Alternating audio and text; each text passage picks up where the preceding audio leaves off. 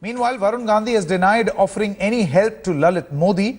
What is interesting to note, though, is that Varun Gandhi, so far, at least in the statement that he has given to India today, has not outrightly denied meeting the former IPL chief in London. A detailed statement from Varun Gandhi is expected soon. The Congress, meanwhile, has denied all these allegations levelled by Lalit Modi. Congress spokesperson Tom Vadakkan spoke to India today earlier in the day and said that the Congress does not take Lalit Modi's tweets seriously. We do not take cognizance of his tweets. Denial comes only after that. He's sitting outside the country and singing this raga. Let him come to India and say the same. How many denials do you want to finally agree that this gentleman is creating confusion in this country? Denial after denial has been coming from different... Meeting him, he is accessible in London. He meets everybody who lands in Heathrow Airport. If that is the condition, how do you blame people? Let's now cut across live to India Today's consulting editor Rajdeep Sardesai, who joins us on the phone line. Morning, Rajdeep. How do you look at this political reactions? On expected grounds?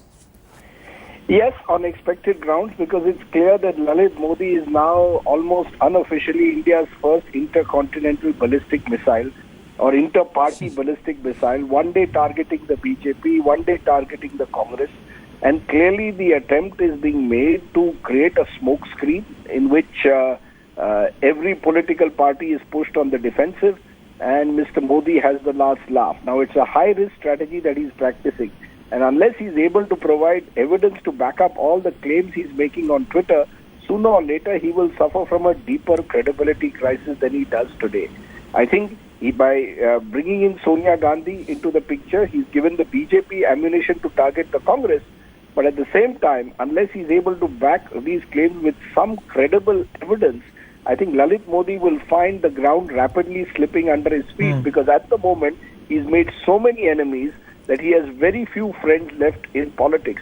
And therefore, his position, in a sense, is going to become weaker rather than stronger if he continues to make allegations without substantiating them with hard evidence. So that's the main point, isn't it, Rajdeep? I mean, the point that you make that he has to substantiate it with hard evidence. Now, if this is a claim that he met, would Lalit Modi go ahead and produce some proof of this particular meeting? Does he have any documents? Did he, through the course of your conversation, ever mention that he's sitting over a lot of, a lot of proof? Well, he has from time to time always claimed that he has a lot of evidence which will blow up the Indian political system. Now, in this particular case, he has somewhere, I think, said in a tweet that he has a video recording. I spoke, Sanket, to Varun Gandhi. He says that, yes, he met Lalit Modi by chance at a shop and was taken by a common friend, Jagat Singh, the Bharatpur MLA and son of Natwar Singh, to Lalit Modi's house where they had a cup of tea. And he said, after 10-15 minutes, I left. At no stage was it discussed that how I could help him to come back to India, or was Sonia Gandhi's name taken. Now, this is Varun Gandhi's view, and I'm told he's going to tweet about it and give his side of the story shortly.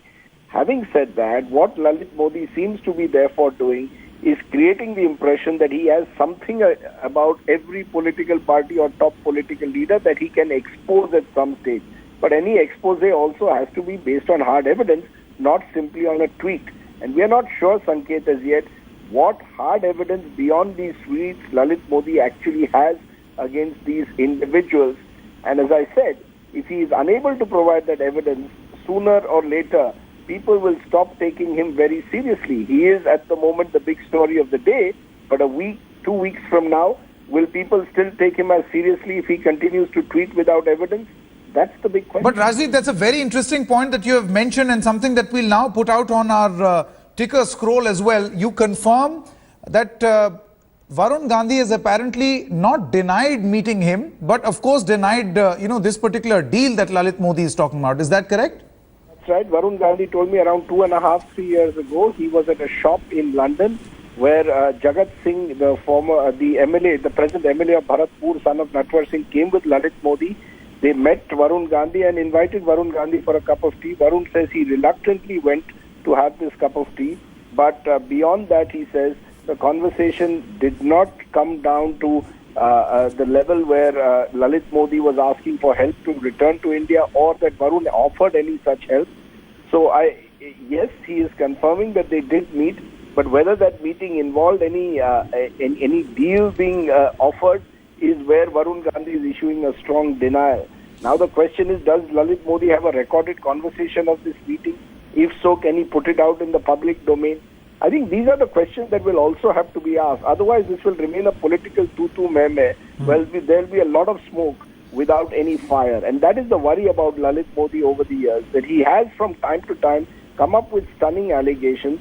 Some of them have been backed with a little bit of evidence, but not enough for people to actually believe Lalit Modi. So I think the credibility crisis that he suffers from makes it incumbent on Mr. Modi now to provide evidence or video recording of this alleged offer that was made. Otherwise, people will say this is purely a diversionary tactic at a time when Mr. Modi finds himself on the defensive, with the Enforcement Directorate now putting out letter rogatories, and we are told likely to send out a notice for 1,700 crores, a demand sometime next week. All right, Rajdeep Sardesai, many thanks for joining us. So it's the Lalit Modi missile that is firing left, right and center, affecting one and all. But how credible is this attack going to be for want of proof or evidence? Let's quickly go across to Ashar Ahmed Khan also, who joins us live from the Congress headquarters. Ashar, what is the defense that the Congress party is going to offer? Well, we've already seen that the spokespersons have come on telephones to TV channels and have categorically stated that they are denying this, that there was any such talk about any payoffs, so to speak. But what the Congress will eventually say in a short while from now is that what is expected is that they will say that since Varun Gandhi is a persona non grata as far as the first family of the Congress party is concerned, had he been so good, he would have ensured that the relations between the two families are better. Secondly, what is the demand? What is the quid pro quo? How come Varun Gandhi is speaking for the Congress first family? So all these things are big question marks which have no basis or no proof. In fact, in the last couple of years, it has been clearly evident that the relations between the two families are certainly nothing to write home about. In fact, there hardly any social interaction also which takes place. So clearly, what the Congress party will say that these are diversionary tactics which Lalit Modi is playing at the behest of the Bharatiya Janata Party. Okay, Ashar Khan, many thanks for joining us at this moment. The BJP is also reacting. Let's listen in what the BJP has to say on this latest tweet bomb.